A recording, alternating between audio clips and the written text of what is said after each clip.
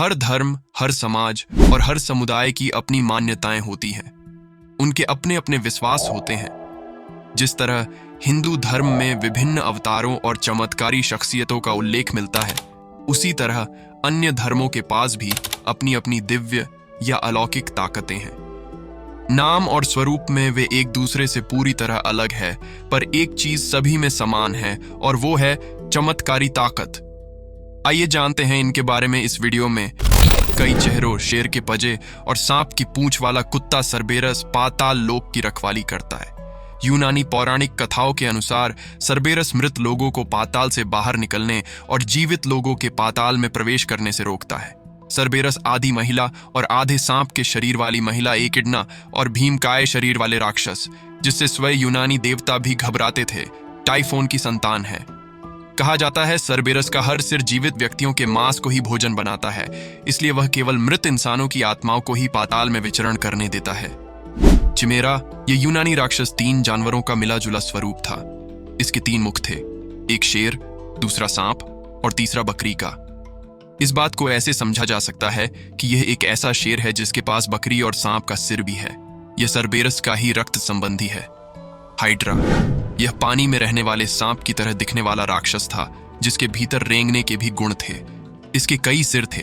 जैसे ही इसके एक सिर को कोई काटता था, उस एक सिर के बदले 2 सिर और निकल जाते थे। हाइड्रा का अंत हेराक्लीज नामक यूनानी देवता के हाथ से हुआ था। मेडुसा, यह एक राक्षसी का नाम है। दिखने में यह बेहद आकर्षक और सुंदर थी, लेकिन इसके सिर पर बालों की जगह सांप लटकते हैं। ऐसा कहा जाता है कि जो भी व्यक्ति इसकी आंखों में झांकता था, वह पत्थर का बन जाता था।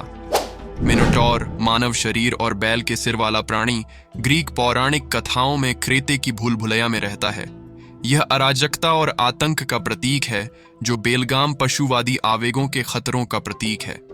क्रैकन, नॉर्स पौराणिक कथाओं का एक विशाल समुद्री राक्षस, नॉर्वे और ग्रीनलैंड के तटों पर रहता है।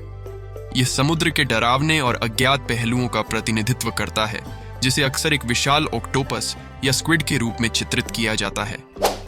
शेर के शरीर और बाज के सिर और पंखों वाले ग्रिफिन शक्ति और ज्ञान का प्रतीक हैं।